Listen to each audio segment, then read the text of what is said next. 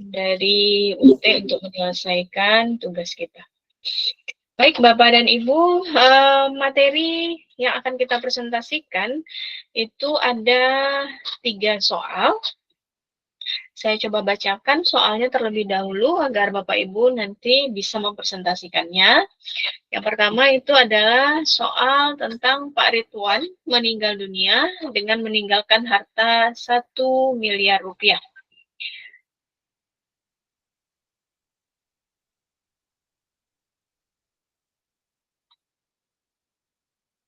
Kemudian semasa hidup, Pak Ridwan menikah secara sah dengan Bu Ani dan memiliki 1 anak laki-laki bernama Budi. Nah, di sini mungkin kita bisa mengurai terlebih dahulu bahwa Pak Ridwan meninggal dunia dengan meninggalkan harta 1 miliar rupiah. Namun di dalam soal ini sepertinya sudah ada pembagian antara harta bersama yang dimiliki oleh Bapak Ridwan dan istri, begitu ya Bapak dan Ibu. Karena memang kalau harta bersama itu sepanjang masih salah satu yang meninggal dunia, berarti hartanya kita bagi 2 dulu antara harta suami dan harta istri. Baru nanti yang dijadikan sebagai harta warisan itu adalah harta dari si suami. Nah, sepertinya kalau di dalam soal ini, itu sudah ada pembagian yang memang dikatakan bahwa Pak Ridwan ini meninggal dunia dengan meninggalkan harta 1 miliar rupiah, begitu ya Bapak dan Ibu ya. Kemudian di dalam soal ini itu juga dijelaskan bahwa Pak Ridwan menikah secara sah dengan Bu Ani dan memiliki 1 anak laki-laki bernama Budi. Jadi kalau dikategorikan dalam pernikahan yang sah, itu terdapat di dalam Undang-Undang Nomor 1 Tahun 74 Pasal 1 adalah menikahnya secara sah menurut agama dan dicatatkan menurut hukum. Nah, dalam hal ini juga disambung dengan kompilasi hukum Islam. Nah, beberapa tahun terakhir sebelum wafat, Pak Ridwan menikahi seorang perempuan bernama Santi secara nikah siri. Nah, di sini Bapak dan Ibu, kenapa saya sampaikan terlebih dahulu bahwa adanya pernikahan secara resmi, apa yang disebut dengan pernikahan secara sah, itu adalah pernikahan yang dicatat sesuai dengan agama dan dicatat menurut aturan negara. Nah, sementara nikah siri itu adalah nikah yang sesuai dengan agama namun tidak tercatat pada negara. Nah, hal itu jangan pernah dikesampingkan ya Bapak dan Ibu ya. Dan memiliki 2 orang anak perempuan dari pernikahan tersebut. Nah, 2 orang anak perempuan ini berarti dari nikah siri. Kalau kita runut kepada hukum Islam bahwa anak dari hasil nikah siri itu adalah bernasab kepada ibu. Namun kita tidak boleh mengenyampingkan adanya pembaharuan undang-undang perkawinan tentang anak sah. Ya, bahwa ada hubungan keperdataan antara anak dan ayahnya apabila ada pengakuan, begitu ya Bapak dan Ibu ya. Jadi itu tidak boleh dikesampingkan. Kemudian Pak Ridwan meninggalkan surat wasiat yang menyatakan bahwa 20% dari hartanya ingin diwasiatkan untuk pembangunan masjid. Nah, ini juga jangan dilupakan bahwa harta warisan yang dapat diwasiatkan itu adalah berapa ya? Sepertiga dari harta warisan bersih kalau saya tidak salah. Nah, kalau lebih dari sepertiga, maka itu tidak bisa dijadikan wasiat. Tapi kalau dia di bawah, nah nanti kan Bapak Ibu sudah mencari ya, kalau dia di bawah sepertiga tersebut, maka 20% itu bisa dijadikan sebagai harta wasiat. Kemudian pernah menghibahkan 10% harta kepada salah satu anak dari Ibu Santi. Nah, kalau hibah itu boleh dilakukan oleh pewaris ya, Bapak dan Ibu. Kemudian Budi merasa keberatan karena ia menganggap hanya anak dari pernikahan sah yang berhak menerima warisan. Nah, menurut Anda, menurut Bapak dan Ibu, siapa saja yang berhak menjadi ahli waris dan dari Pak Ridwan menurut hukum waris Islam. Kemudian berapakah bagian warisan yang diperoleh oleh masing-masing ahli waris setelah dikurangi wasiat dan hibah. Kemudian berikan perhitungannya. Kemudian soal yang kedua, Dina adalah seorang mu'alaf yang menikah secara sah dengan Rudi, seorang pria non-muslim di luar negeri. Setelah kembali ke Indonesia, mereka sepakat bercerai karena perbedaan prinsip agama yang makin tajam. Karena memang di Indonesia itu tidak ada pengaturan tentang pernikahan agama ya Bapak dan Ibu ya. Di dalam Undang-Undang Nomor 1 Tahun 74 itu tidak ditentukan. Kemudian perceraian dilakukan melalui jalur pengadilan negeri. Nah, karena Rudi tidak mau menyelesaikan perkara ke pengadilan agama.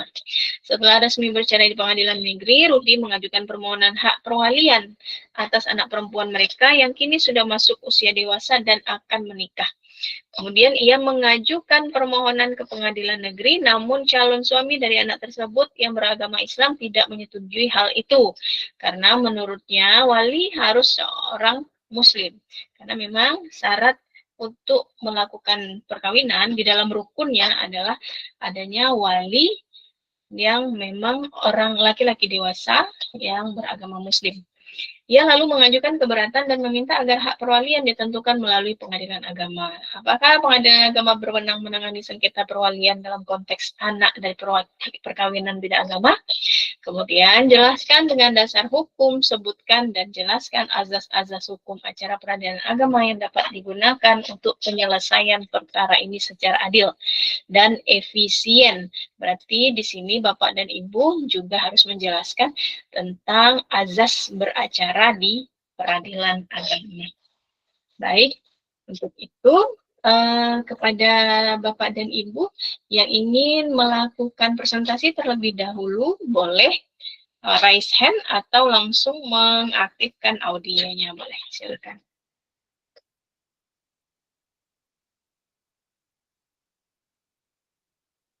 Ada Bapak dan Ibu yang mau mempresentasikan terlebih dahulu? Saya, Bu. Oke, silakan Muhammad Zaki Maulana. Assalamualaikum warahmatullahi wabarakatuh. Waalaikumsalam warahmatullahi wabarakatuh. Nama saya Muhammad Zaki Maulana. NIM 0545459. Saya ulangi ya, Bu. 054545459. Saya langsung mempresentasikan untuk jawaban saya di tugas 3 sesi terakhir dalam semester ini. Yang soal pertama, Pak Ridwan meninggal dunia dengan meninggalkan harta sebesar 1 miliar rupiah semasa hidup. Pak Ridwan menikah secara sah dengan Bu Ani dan memiliki 1 anak laki-laki bernama Budi. Beberapa tahun terakhir sebelum wafat, Pak Ridwan menikahi seorang perempuan bernama Santi secara nikah siri atau tidak tercatat di KUA dan memiliki 2 orang anak.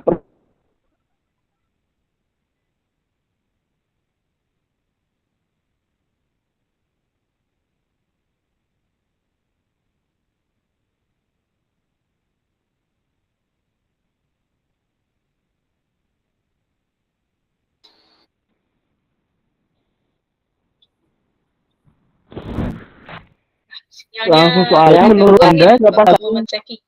Ya, maaf Bu, di sini agak sulit sinyalnya. Langsung ke soal saja ya Bu. Menurut Anda siapa saja yang berhak menjadi ahli waris dari Pak Ridwan menurut hukum waris Islam? Dan soal kedua, berapakah bagian warisan yang diperoleh oleh masing-masing ahli waris setelah dikurangi wasiat dan hibah? Tunjukkan perhitungannya. Untuk soal pertama, jawaban saya, ahli waris berdasarkan hukum waris Islam. Menurut hukum waris Islam, seseorang yang berhak mewarisi ditentukan oleh hubungan, yaitu hubungan darah, perkawinan, dan pembebasan budak atau yang tidak relevan dalam situasi ini. Dalam hal ini, kita perlu menentukan siapa yang memiliki hubungan tersebut secara sah sesuai dengan syariat Islam. Yang pertama, istri sah, yaitu Bu Ani. Bu Ani merupakan istri sah Pak Ridwan karena pernikahan mereka telah terdaftar secara resmi. Dengan demikian, Bu Ani berhak menjadi ahli waris. Yang kedua, anak laki-laki, yaitu Budi. Budi adalah anak biologis Pak Ridwan hasil pernikahan resmi dengan Bu Ani. Oleh karenanya, Budi berhak sebagai ahli waris. Yang ketiga, istri nikah siri, yaitu Bu Santi. Dalam hukum waris Islam, pernikahan yang tidak terdaftar resmi di kantor urusan agama tidak dianggap sah untuk mewarisi harta suami. Walaupun secara agama, pernikahan tersebut dianggap sah, namun di bawah hukum positif Indonesia, pernikahan siri tidak memberi kekuatan hukum untuk warisan, kecuali jika ada putusan pengadilan yang menegaskan keabsahan pernikahan tersebut. Tanpa adanya keputusan pengadilan, sah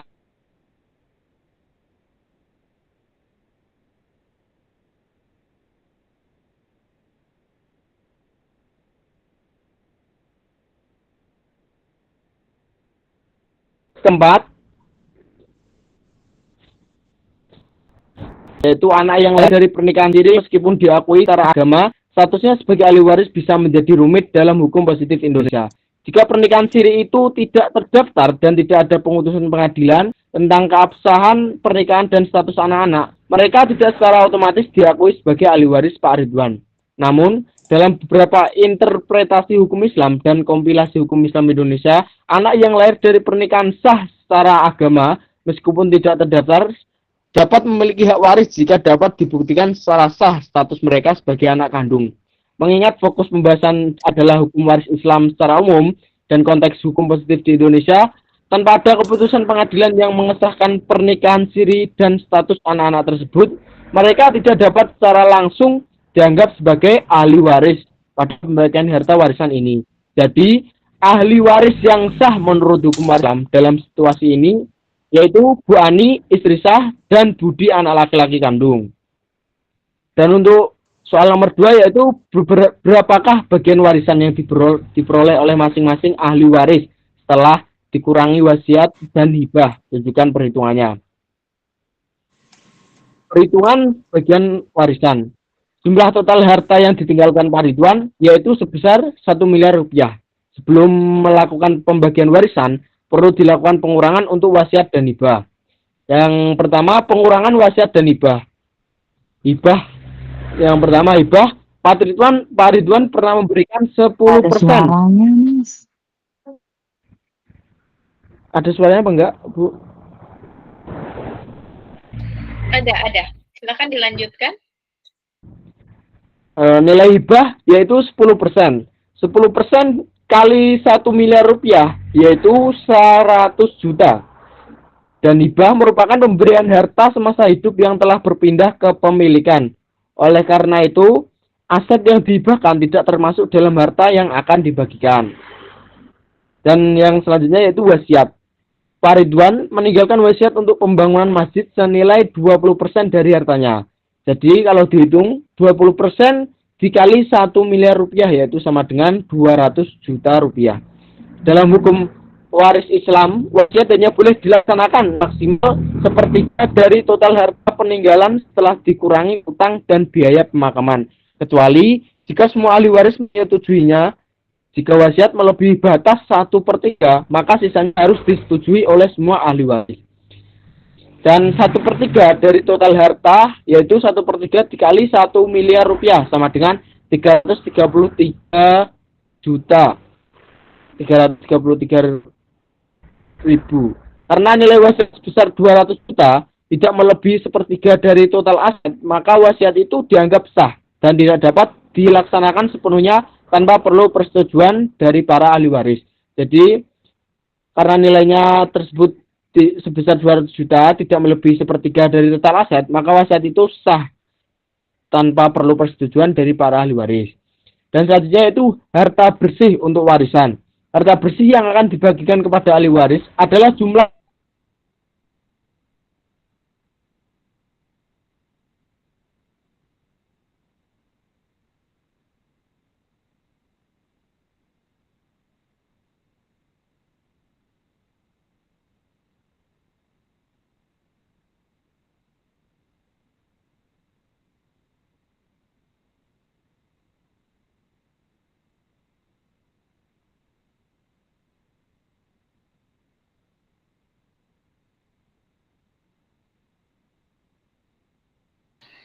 Sepertinya miliar rupiah dikurangi 100 juta rupiah ya, Bapak pada ahli waris. Ya, para ahli waris yang diakui adalah Bu Ani, istri dari Pak Ridwan, dan Budi, anak laki-laki dari Bu Ani dan Pak Ridwan. bagian istri, yaitu jika pewaris memiliki anak, bagian untuk istri adalah 1/8 dari total harta bersih. Bagian Bu Ani, yaitu 1/8 dikali 700 juta, sama dengan 80.500.000 rupiah. Dan bagian anak laki-laki Budi, setelah bagian istri diambil, kan bagian istri diambil yaitu 87.500.000 rupiah. Setelah bagian istri diambil, sisanya akan menjadi bagian anak laki-laki sebagai asobah binafsihi, ahli waris yang mengambil sisa penuh jika tidak ada ahli waris lain yang memiliki bagian tertentu. Sisa hartanya yaitu 700 juta rupiah dikurangi bagian Bu Ani tadi 87.500 sama dengan 612.500. Bagian Budi yaitu 612.500 dari sisa pembagian Bu Ani tadi. Dan selanjutnya yaitu ringkasan pembagian. Harta awal yaitu 1 miliar rupiah dan hibah 100 juta untuk anak Santi dan wasiat yaitu 200 juta untuk pembangunan masjid. Harta bersih untuk warisan yaitu 700 juta rupiah. Bagian Bu Ani mendapatkan 87.500.000 rupiah. Bagian Budi anak laki-laki dari Bu Ani dan Pak Ridwan yaitu sebesar 612.500 rupiah.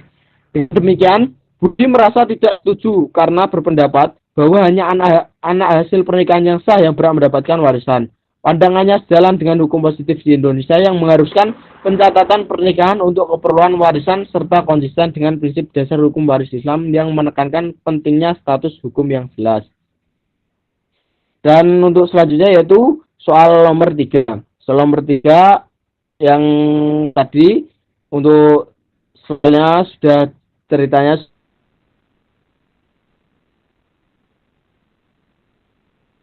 dibacakan oleh Ibu Tutora perwalian dalam konteks anak di perkawinan beda agama. Jelaskan dengan dasar hukum. Sebutkan dan jelaskan asas-asas hukum acara peradilan agama yang dapat digunakan untuk menyelesaikan perkara ini secara adil dan efisien. Yang pertama yaitu pengadilan agama tidak memiliki kewenangan untuk menangani masalah perwalian terkait anak dari perkawinan berbeda agama yang perceraiannya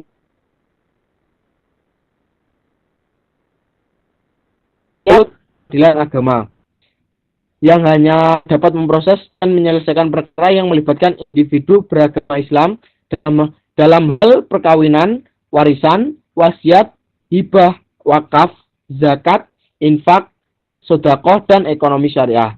Dalam situasi ini, meskipun Dina telah menjadi mualaf, Rudi tetap seorang non-muslim. Perceraian mereka diputuskan oleh pengadilan negeri, yang menandakan bahwa pernikahan tersebut tidak sepenuhnya berada di bawah hukum Islam sejak awal. Atau setidaknya, penyelesaian sengketa perceraian mereka tidak melalui pengadilan agama. Oleh karenanya, sengketa perwalian yang muncul dari pernikahan ini, terutama ketika salah satu pasangan adalah non-muslim dan perceraian ditangani oleh pengadilan negeri, tetap berada dalam yurisdiksi pengadilan negeri. Pengadilan negeri memiliki kewenangan untuk menangani kasus perdata secara umum, termasuk sengketa perwalian yang tidak termasuk dalam kewenangan penuh pengadilan agama. Pasal 49 Undang-Undang Nomor 7 Tahun 1989 tentang peradilan agama yang telah diubah dengan Undang-Undang Nomor 3 Tahun 2006 dan yang kedua dengan Undang-Undang Nomor 50 Tahun 2009.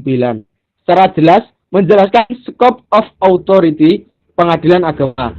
Sengketa perwalian yang melibatkan non-muslim atau yang perceraiannya ditangani oleh pengadilan negeri tidak termasuk dalam domain tersebut. Oleh sebab itu, permohonan Rudi terkait hak perwalian yang diajukannya ke pengadilan negeri merupakan hal yang beralasan dalam konteks jurisdiksi. Protes dari calon suami anak tersebut untuk menentukan hak perwalian melalui pengadilan agama tidak memiliki dukungan hukum yang kokoh dalam situasi ini.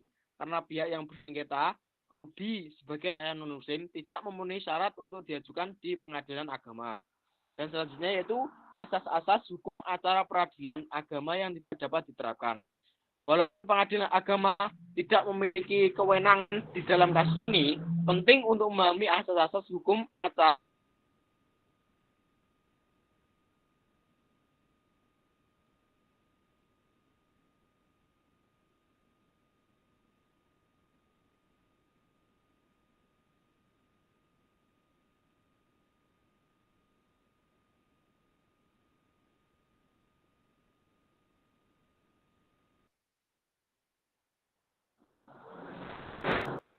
dalam ini asas-asas tersebut tidak dapat diterapkan karena permasalahan yurisdiksi.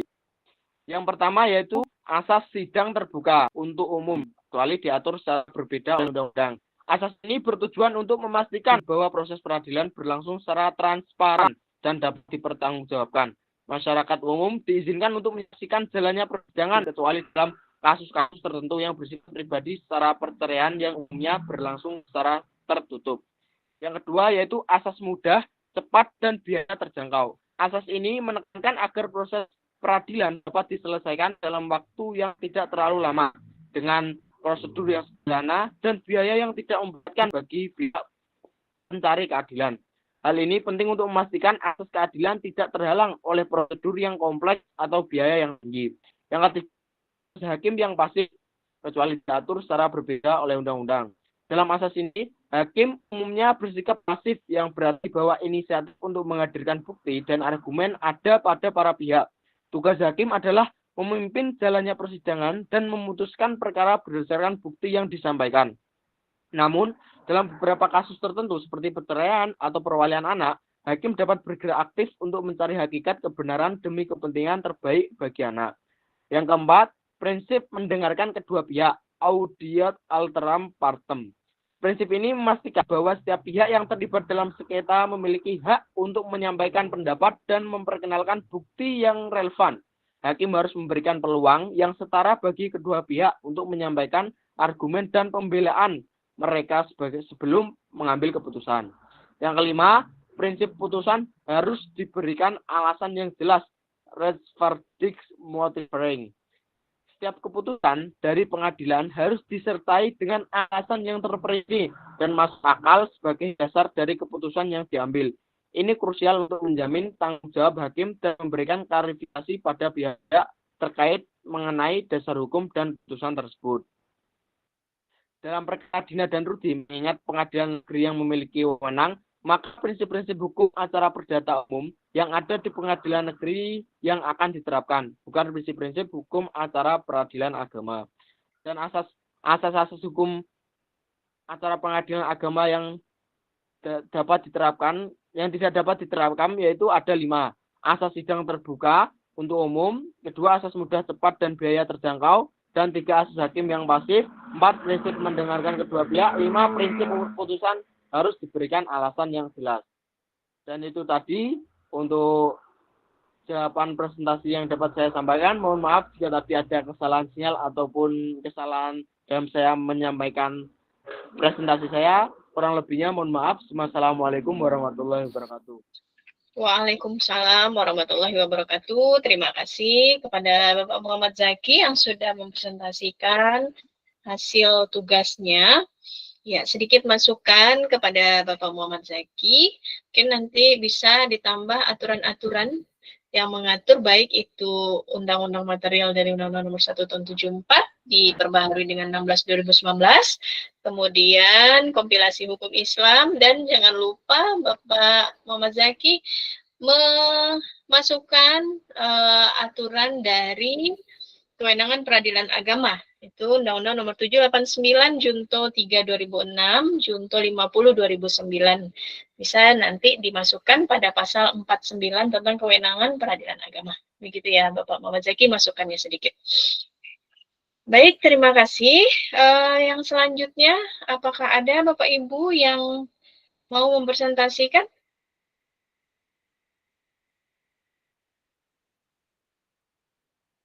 Adakah Bapak Ibu yang bersedia mempresentasikan lagi tugasnya? Boleh dipersilahkan, atau mau raise hand, atau mau kita gilir saja? Bu, maaf. Ya, boleh Ibu. Saya mau presentasi Bu. Saya Vindi Avianti dengan NIM 051707104. 05170 7104. Oke, silakan Ibu. Oke, saya langsung jawabannya ya Bu. Ya. Yang berhak menjadi ahli waris dan perhitungan bagian warisannya dalam hukum waris Islam berdasarkan surat An-Nisa ayat 11 dan Undang-Undang Perkawinan adalah satu, Bu Ani sebagai istri sah yang mendapat 1/8 karena Pak Ridwan meninggalkan anak. Yang kedua, Budi sebagai anak sah dari Pak Ridwan yang bagiannya adalah asabah binafsi ahli waris yang menerima bagian warisan sisa dengan kedudukannya sendiri tanpa perantara atau bersama ahli waris lain. Sedangkan Santi yang menikah siri dengan Pak Ridwan tidak mendapat harta waris menurut hukum waris Islam dalam Undang-Undang Perkawinan karena Pasal 2 ayat 1 Undang-Undang Nomor 1 Tahun 74 menyebutkan perkawinan adalah sah apabila dilakukan menurut hukum masing-masing agama dan kepercayaannya itu. Lalu pasal 2 ayat 2 tiap-tiap perkawinan dicatat menurut peraturan perundangan-undangan yang berlaku. Pasal 5 menyatakan satu, agar terjamin ketertiban perkawinan bagi masyarakat Islam, setiap perkawinan harus dicatat. Lalu ayat 2, pencatatan perkawinan tersebut pada ayat 1 dilakukan oleh pegawai pencatat nikah. Menurut UUP pasal 2 ayat 1, pernikahan akan sah jika dilakukan menurut agama masing-masing. Tetapi menurut pasal 2 ayat 2, pernikahan akan sah jika dilakukan menurut agama masing-masing dan juga wajib dicatat oleh pegawai pencatat nikah. Sehingga berdasarkan UUP pernikahan yang tidak dicatat pegawai pencatat nikah tidak sah. Akibat tidak sahnya di mata hukum pernikahan siri Pak Ridwan dan Sari, maka Sari dianggap orang asing menurut UU Perkawinan sehingga tidak bisa menjadi ahli waris. Dan status ini juga mengikuti anak-anak yang dilahirkan dari pernikahan siri antara Pak Ridwan dan Sari, sehingga di mata hukum anak-anak tersebut bukan merupakan anak kandung yang sah Pak Ridwan yang berhak mendapat hak waris dari Pak Ridwan. Hal tersebut seperti tercantum dalam pasal 42 UUP, yaitu anak yang sah adalah anak yang dilahirkan dalam atau sebagai akibat perkawinan yang sah. Karena perkawinan Pak Ridwan dan Sari tidak sah menurut UUP, maka kedua anak perempuan Pak Ridwan dan Sari tidak dianggap berhak mendapat warisan Pak Ridwan. Lalu pasal 3 ayat 1, anak yang dilahirkan di luar perkawinan hanya mempunyai hubungan perdata dengan ibunya dan keluarga ibunya. Itu juga dikuatkan dengan ketentuan KHI pasal 186, anak yang lahir di luar perkawinan hanya mempunyai hubungan saling mewaris dengan ibunya dan keluarga dari pihak ibunya.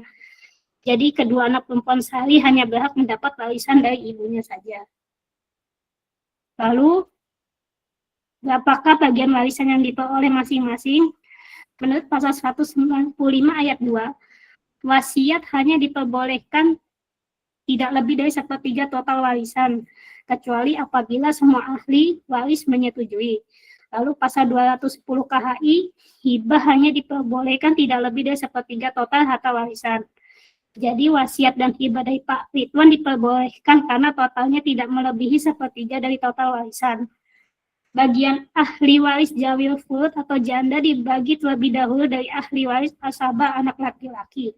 Sehingga perhitungannya adalah harta warisan sama dengan harta peninggalan diambil wasiat, diambil hibah. Jadinya 1 miliar diambil 200 juta, diambil 100 juta. Sehingga totalnya harta warisannya 700 juta. Janda atau istri sah Pak Ridwan mendapat bagian warisan 1/8, sehingga perhitungannya 1/8 dikali 700 juta sama dengan 87.500.000 rupiah. Anak laki-lakinya yang mendapat asabah minafsi 700 juta diambil 87.500.000 sehingga mendapat bagian 612.500.000 rupiah. Lalu pertanyaan ketiga. Ya, pengadilan agama berwenang menangani sengketa perwalian dalam konteks anak dari perkawinan beda agama ingin menikah sesuai dengan agama Islam. Hal ini berdasarkan pasal 49 Undang-Undang Nomor 3 Tahun 2006 tentang pengadilan agama. Pengadilan agama hanya berwenang mengadili perkara bagi rakyat yang beragama Islam mengenai perkawinan, waris, wasiat, hibah, wakaf, zakat, infak, sedekah, dan ekonomi syariah. Dalam penjelasan pasal 49 UU Nomor 3 Tahun 2006 yang dimaksud perkawinan adalah hal-hal yang diatur dalam atau berdasarkan undang-undang mengenai perkawinan yang berlaku yang dilakukan menurut syariah. Jadi karena anak perempuan Nudi dan Dina serta calon suami anak perempuannya beragama Islam, dan anak perempuan Nudi ingin melangsungkan pernikahan sah menurut hukum Islam, maka pengadilan agama berwenang menentukan penyelesaian sengketa antara Nudi yang merupakan seorang ayah non-muslim yang ingin mempunyai hak wali nikah untuk anak perempuannya yang seorang muslim.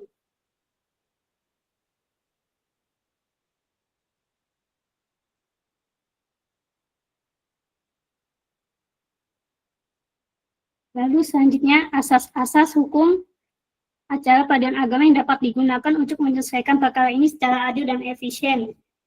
1. Asas personalitas keislaman. Indikator dalam menggunakan asas personalitas keislaman adalah agama yang dianut oleh kedua belah pihak serta jadinya hukum adalah agama Islam dan hubungan ikatan hukum yang mereka lakukan berdasarkan hukum Islam. Karena anak Dina dan calon suaminya sama-sama beragama Islam dan berniat untuk melangsungkan perkawinan secara agama Islam, maka masalah perkawinan tersebut merupakan kewenangan pengadilan agama. Maka perkara hak yang menjadi wali nikah anak Dina akan lebih efisien jika menggunakan asas personalitas keislaman. Asas sederhana, cepat, dan biaya ringan. Asas ini bertujuan untuk memberikan akses keadilan yang efektif dan efisien bagi masyarakat. Dalam konteks permohonan Nudi seorang non-muslim untuk menjadi wali hakim bagi pernikahan anak perempuannya, dan calon suami anaknya yang muslim harus diselesaikan dengan cara sederhana dan cepat agar biaya ringan. Seperti yang diketahui, sudah jelas bahwa dalam KHI pasal 20, yang berhak menjadi wali adalah seorang laki-laki yang memenuhi syarat hukum Islam, yaitu muslim, akil, dan balik. Karena Rudi bukan seorang muslim, sehingga berakibat ketiadaan wali akrab yang memenuhi syarat untuk syarat pernikahan anak perempuan Rudi yang seorang muslim. Pengadilan agama diharapkan dalam prosesnya dirancang untuk tidak berlarut-larut dalam membuat keputusan, karena hukumnya sudah jelas, sehingga kepastian hukum bagi calon pengantin segera didapatkan. Sekian dari saya, terima kasih. Wassalamualaikum warahmatullahi wabarakatuh. Waalaikumsalam warahmatullahi wabarakatuh. Terima kasih kepada Ibu Vindi Afianti. Nanti minta tolong ditambah aturan-aturan yang berlaku ya Bu ya. Dalam ya nanti. Baik Bu. Ya, baik. Selanjutnya siapa Bapak Ibu yang berkenan? Ibu, selamat malam Ibu. Selamat malam Pak Edu. Silakan Selamat Bapak. malam, Ibu. Siap. Selamat malam dengan mahasiswa Eduardo Simoes, NIM 05080675.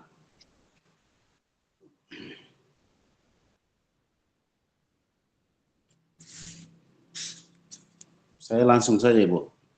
Ya. Tugas 3 Hukum Islam dan Acara Peradilan Agama. Nomor 1, Pak Ridwan meninggal dunia dengan meninggalkan harta sebesar Rp 1 miliar rupiah.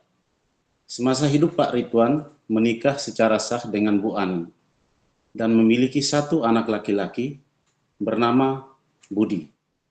Beberapa tahun terakhir sebelum wafat, Pak Ridwan menikahi seorang perempuan bernama Santi secara nikah siri dalam tidak tercatat di KUA dan memiliki 2 orang anak perempuan dari pernikahan tersebut. Pak Ridwan meninggalkan surat wasiat yang menyatakan bahwa 20% dari hartanya ingin diwasiatkan untuk pembangunan masjid. Dan ia juga pernah menghibahkan 10% harta kepada salah satu anak dari Santi. Budi merasa keberatan karena ia menganggap hanya anak dari pernikahan sah yang berhak menerima warisan. Pertanyaannya, siapa saja yang berhak menjadi ahli waris dari Pak Ridwan menurut hukum waris Islam? Menurut saya, berangkat dari kasus pewarisan Pak Ridwan, saya perlu terlebih dahulu menempatkan persoalan pada kerangka hukum waris Islam sebagaimana dipraktikkan di Indonesia, khususnya yang berlandaskan Al-Quran, hadis, dan perangkat hukum positif seperti kompilasi hukum Islam. Dengan begitu, penentuan siapa saja yang termasuk ahli waris dapat dianalisis secara sistematis dan tidak hanya bergantung pada penilaian subjektif budi. Dalam hukum waris Islam, hubungan perkawinan yang sah secara agama dan tercatat secara resmi memiliki konsekuensi terhadap status kewarisan perkawinan Pak Ridwan dengan Bu Ani adalah perkawinan yang sah dan tercatat sehingga kedudukan Bu Ani sebagai istri yang ditinggalkan tidak diragukan. Ia termasuk ahli waris yang berhak mendapatkan bagian tertentu sebagaimana telah ditetapkan dalam nas. Sementara itu perkawinan Pak Ridwan dengan Santi dilakukan secara nikah siri, yakni secara agama sah tetapi tidak tercatat di KUA. Dalam konteks kewarisan Islam, sah atau tidaknya pencatatan administrasi tidak menjadi penentu tunggal. Yang lebih penting adalah terpenuhinya rukun dan syariat nikah secara syariat. Selama nikah itu memenuhi ketentuan agama, adanya wali, saksi, ijab kabul, dan tidak terdapat hal-hal yang membatalkan, maka dalam perspektif fikih, Santi tetap berstatus sebagai istri. Konsekuensinya, ia juga termasuk ahli waris. Di sisi lain, hukum positif melalui KHI memang mengakui nikah siri sepanjang dapat dibuktikan secara syair. Dan Santi dapat mengajukan isbat nikah apabila diperlukan untuk menetapkan kepastian hukum. Selanjutnya mengenai anak-anak dalam hukum waris Islam, anak kandung dari hubungan pernikahan yang sah secara agama, baik tercatat maupun belum tercatat, tetap berkedudukan sebagai ahli waris selama tidak ada hal yang menggugurkan haknya. Budi sebagai anak laki-laki dari perkawinan resmi tentu merupakan ahli waris.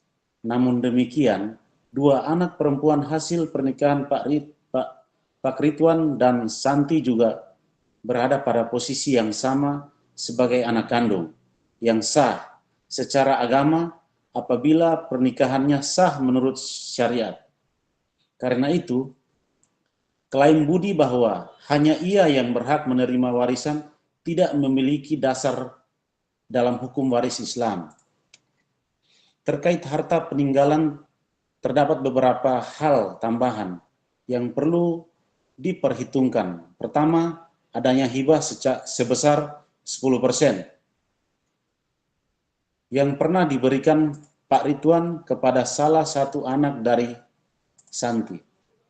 Dalam prinsip fikih, hibah yang telah diberikan semasa hidup tidak lagi dihitung sebagai bagian warisan.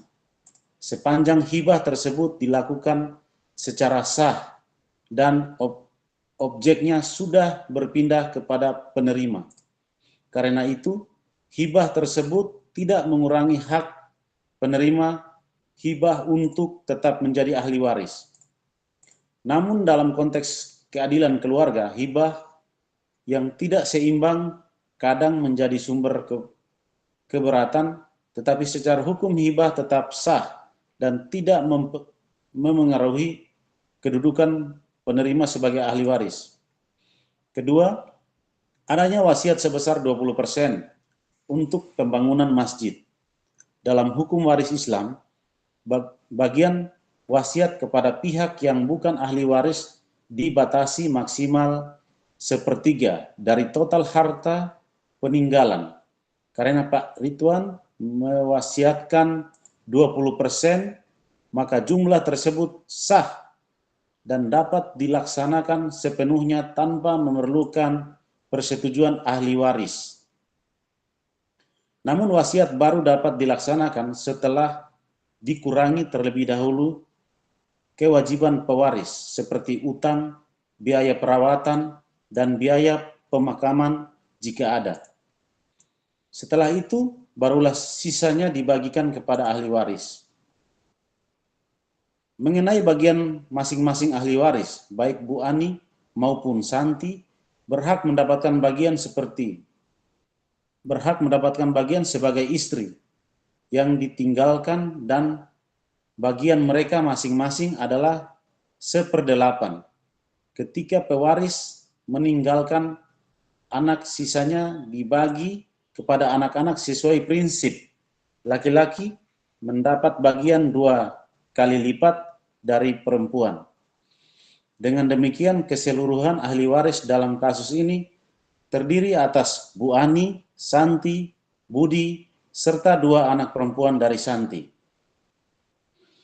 Dari uraian tersebut dapat disimpulkan bahwa semua pihak yang memiliki hubungan perkawinan sah secara agama dan garis keturunan darah, yaitu kedua istri dan semua anak kandung, merupakan ahli waris menurut hukum waris Islam.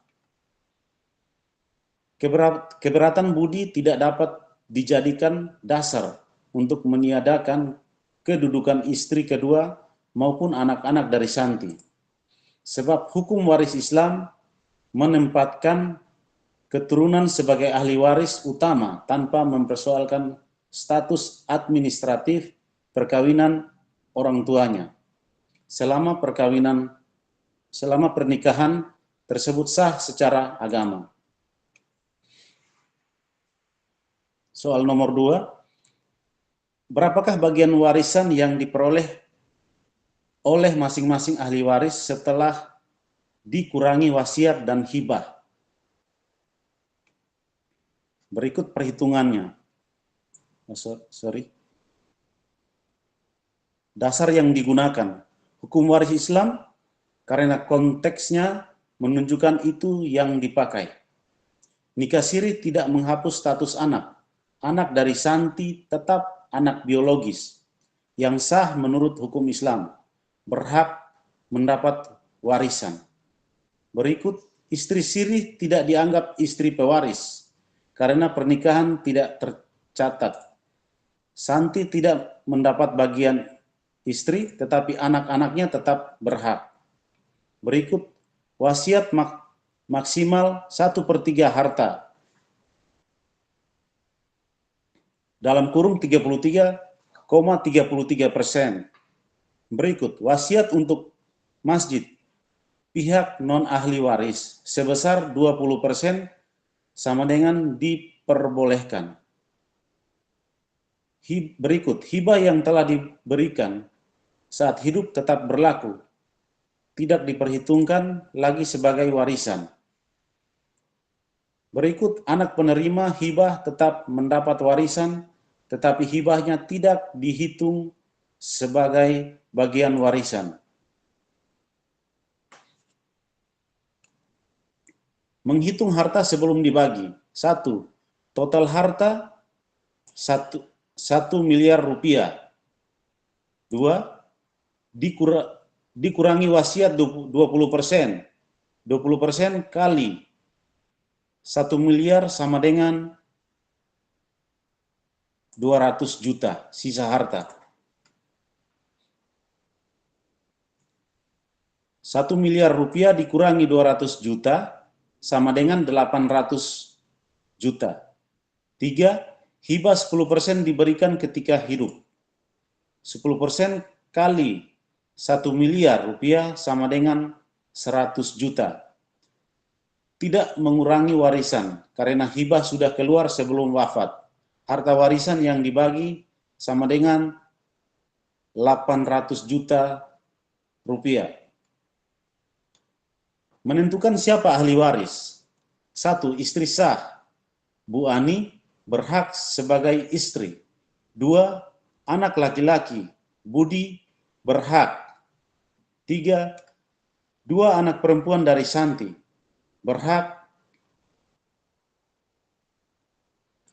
Nikah sirih tidak membatalkan nasab. 4. Santi, istri sirih, tidak mendapatkan bagian karena nikahnya tidak tercatat, tidak sah secara hukum negara, dan tidak memenuhi syarat istri secara fikih,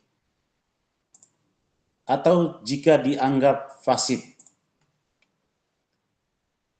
Pembagian bagian faraih. 1. Bagian istri Bu Ani karena pewaris meninggalkan anak. Istri mendapatkan 1/8. 1/8 kali 800 juta sama dengan 100 juta rupiah. Sisa untuk anak-anak. 800 juta kurang 800 juta rupiah kurang 100 juta rupiah sama dengan 700 juta rupiah. Bagian anak-anak. Pembagian anak-anak, anak laki-laki sama dengan bagian 2 anak perempuan. Komposisi 1 perempuan dibagi 1 perempuan dibagi 2 laki-laki. Total satuan sama dengan 1 tambah 1 tambah 2 sama dengan 4 bagian. Nilai 1 bagian sama dengan nilai 1 bagian sama dengan 700 juta rupiah. Per 4 sama dengan, dibagi 4 sama dengan 175 juta rupiah. Maka budi 1, budi anak laki-laki 2 bagian kali 175 juta rupiah sama dengan 350 juta rupiah. 2. Anak perempuan 1 bagian RP, ulangi, 1 bagian 175 juta rupiah. 3. Anak perempuan 2 1 bagian 175 juta rupiah. Kesimpulan pembagian warisan setelah wasiat: 1. Istri sah Bu Ani 100 juta rupiah. 2. Budi anak laki-laki 350 juta rupiah. 3. Anak perempuan 1 dari Ibu Santi sebesar 175 juta rupiah. 4. Anak perempuan 2 dari Santi sebesar 175 juta rupiah. 5. Wasiat masjid sebesar 200 juta rupiah. 6. Hibah sudah diterima anak Santi sebesar 100 juta rupiah.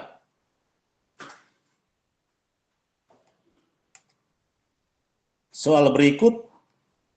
3. Dina adalah seorang mualaf yang menikah secara sah dengan Rudi, seorang pria non-muslim di luar negeri. Setelah kembali ke Indonesia, mereka sepakat bercerai karena perbedaan prinsip agama yang makin tajam. Perceraian dilakukan melalui jalur pengadilan negeri karena Rudi tidak mau menyelesaikan perkara ke pengadilan agama. Setelah resmi bercerai di pengadilan negeri, Rudi mengajukan permohonan hak perwalian wali nikah atas anak perempuan mereka yang kini sudah masuk usia dewasa dan akan menikah. Ia mengajukan permohonan ke pengadilan negeri. Namun calon suami dari anak tersebut yang beragama Islam tidak menyetujui hal itu. Karena menurutnya wali harus seorang muslim. Ia lalu mengajukan keberatan dan meminta agar hak perwalian ditentukan melalui pengadilan agama. Apakah pengadilan agama berwenang menangani sengketa perwalian dalam konteks anak dari perkawinan beda agama? Pertanyaannya, jelaskan dengan dasar hukum, sebutkan dan jelaskan asas-asas hukum secara peradilan agama yang dapat digunakan untuk menyelesaikan perkara ini secara adil dan efisien. Dapat saya menjawab bahwa saya memandang bahwa persoalan ini pada dasarnya menyangkut 2 isu pokok. 1. Kewenangan absolut antara pengadilan negeri dan pengadilan agama dalam perkara perwalian, wali nikah. Dan 2. Penerapan asas-asas hukum acara peradilan agama agar sengketa bisa diputus secara adil, proporsional, dan efisien. Dalam konteks ini, titik krusialnya adalah bahwa anak yang akan menikah beragama Islam sehingga permohonan mengenai wali nikah bukan lagi sekedar perwalian umum sebagaimana diatur dalam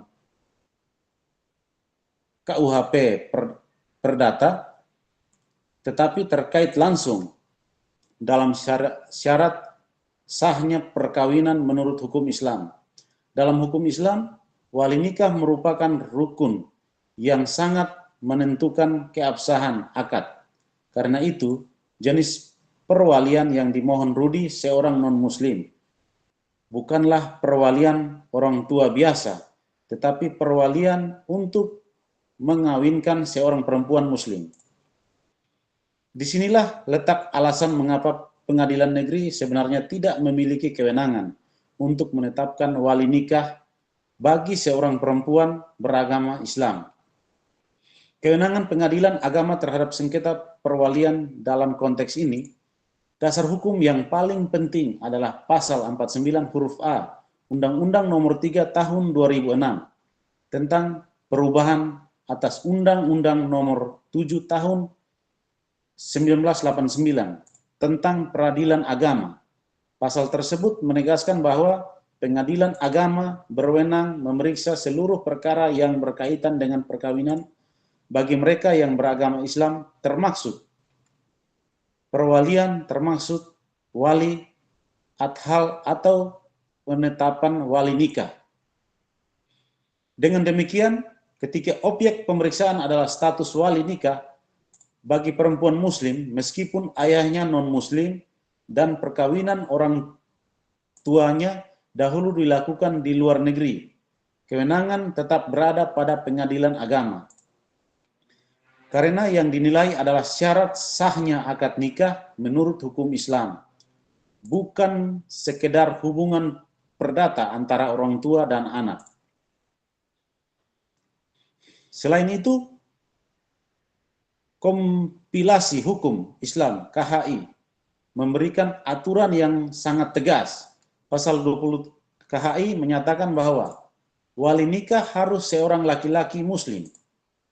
Sedangkan pasal 21 ayat 2 KHI menyatakan ayah yang tidak beragama Islam tidak dapat menjadi wali nikah.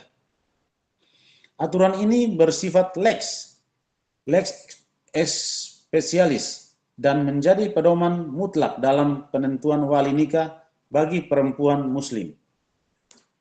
Sehingga meskipun Rudi adalah ayah kandung status sebagai non-muslim, membuatnya secara subjektif tidak memenuhi syarat untuk menjadi wali nikah.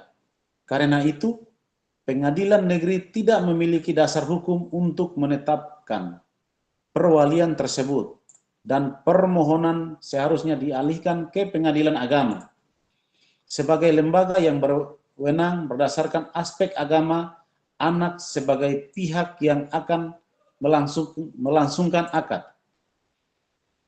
Dengan demikian, keberatan yang diajukan calon suami beserta permintaannya agar pengadilan agama yang memutus sangat kuat dasar hukumnya.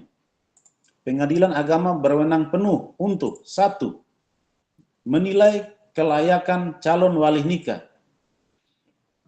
2. Menilai apakah Rudi memenuhi syarat menurut syariah. 3. Apabila tidak memenuhi syarat, menetapkan wali hakim sebagaimana pasal 23 KHI. Asas-asas hukum acara peradilan agama yang relevan. Untuk menyelesaikan perkara seperti ini secara adil, peradilan agama menggunakan beberapa asas penting yang dapat memastikan bahwa putusan tidak hanya tepat secara hukum, tetapi juga efisien, serta memberi kepastian terhadap pelaksanaan perkawinan. Pertama, asas personalitas keislaman. Asas ini menegaskan bahwa setiap sengketa yang objeknya merupakan kewajiban, ibadah, atau ketentuan yang hanya berlaku bagi umat Islam harus diperiksa oleh pengadilan agama. Karena wali nikah merupakan rukun nikah dalam Islam. Kewenangan tidak bisa dialihkan ke pengadilan negeri. Ini selaras dengan pasal 49 Undang-Undang Peradilan Agama. Kedua, asas lex specialis, derogat legi generali. Untuk perkara perkawinan umat Islam, KHI adalah aturan khusus yang mengesampingkan aturan umum seperti KUH Perdata. Ketentuan KHI mengenai syarat wali nikah yang harus muslim sudah bersifat mutlak, sehingga tidak bisa dikesampingkan oleh ketentuan umum tentang perwalian orang tua dalam hukum perdata. Ketiga, asas sederhana, cepat, dan biaya ringan. Asas ini diatur dalam pasal 2 ayat 4 Undang-Undang Kekuasaan Kehakiman. Dalam konteks perkara ini, pengadilan agama dapat langsung memeriksa dan menetapkan wali nikah tanpa harus melakukan pemeriksaan sepanjang tentang hubungan keperdataan. Karena fokusnya hanya pada kelayakan wali menurut syariah. Dengan demikian, proses bisa berjalan efisien dan tidak menghambat pelaksanaan akad nikah. Keempat, asas kepastian hukum dan perlindungan terhadap status perkawinan. Pengadilan agama berkewajiban menjamin agar perkawinan dilaksanakan sesuai ketentuan syariat Islam sekaligus sesuai hukum negara. Penetapan wali nikah yang tepat mencegah munculnya problem keabsahan perkawinan di kemudian hari. Misalnya, pengakuan anak, waris, maupun akta pencatatan nikah. Kelima, asas kemanfaatan dan keadilan. Jika dipaksakan menggunakan ayah non-muslim, maka akad nikah menjadi tidak sah menurut hukum Islam dan merugikan pihak perempuan serta calon suami. Dengan menetapkan wali hakim, pengadilan memberikan solusi yang paling bermanfaat sehingga prosesi dapat dijalankan secara benar dan tidak menimbulkan mudarat bagi para pihak.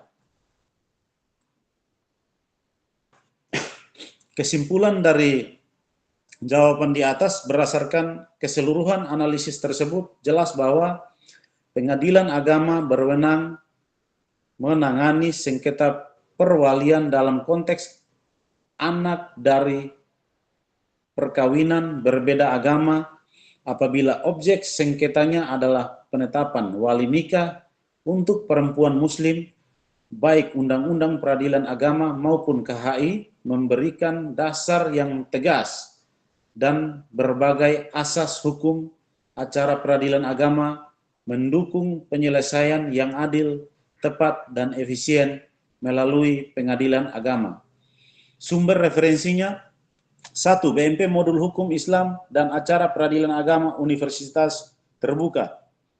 2. Komplikasi Hukum Islam, Instruksi Presiden Nomor 1 Tahun 1991, terutama buku 2 tentang hukum kewarisan. 3. Undang-Undang Nomor 1 Tahun 1974 tentang perkawinan beserta perubahan dalam Undang-Undang Nomor 16 Tahun 2019. 4. Amir Syafruddin, Hukum Kewarisan Islam, Kencana, Jakarta. 5.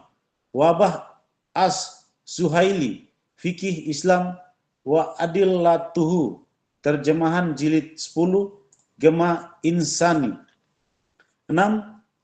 Hasbi As Siddiqi, Fikih Mawaris, Pustaka Rizki Putra, 7. Undang-Undang Nomor 3 Tahun 2006 tentang perubahan atas Undang-Undang Nomor 7 Tahun 1989 tentang peradilan agama. 8. Undang-Undang Nomor 48 Tahun 2009 tentang kekuasaan kehakiman. Demikian yang dapat saya sampaikan. Terima kasih, selamat malam. Wassalamualaikum warahmatullahi wabarakatuh. Terima kasih banyak kepada Bapak Edu yang sudah lengkap sekali mempresentasikan tugasnya ya Bapak ya. Dengan referensi-referensi itu bagus sekali Pak, apalagi sudah memakai fikih sunnah itu yang Wahbah Az-Zuhaili itu merupakan fikih sunnah yang menjadikan acuan dari penetapan penyelesaian perkara pada agama Islam yang memang dituangkan ke dalam kompilasi hukum Islam kita. Terima kasih banyak kepada Bapak Edu. Selanjutnya Bapak Ibu yang lain, apakah ada yang mau mempresentasikan lagi? Oh ya, sebelumnya saya ingin menyampaikan bahwa kolom tugas pada sesi ke-8, kolom diskusi pada sesi ke-8 itu sudah muncul ya Bapak dan Ibu, karena sebentar ini kami diinformasikan bahwa diminta kepada tutor masing-masing saja untuk memberikan soal diskusi gitu. Karena memang sedang ada gangguan sistem pada UT, namun karena e-learning dari tutor bisa mengeditnya, maka kami memberikan soal kepada Bapak dan Ibu. Bagi Bapak dan Ibu yang sudah terlanjur untuk mengisi dengan diskusi, ada yang saya baca diskusi dari hukum tata negara, diskusi dari mata kuliah yang lain. Kalau belum terhapus, mohon dihapus dan disesuaikan dengan diskusi yang sudah ada pada kolom diskusi kita ya Bapak dan Ibu ya. Baik, selanjutnya ada Bapak dan Ibu yang mau mempresentasikan lagi. Saya, Bu. Ya, pada Ibu Rusni, dipersilakan. Terima kasih, Bu. Nama saya Rusni Pakaya, NIM 053539904.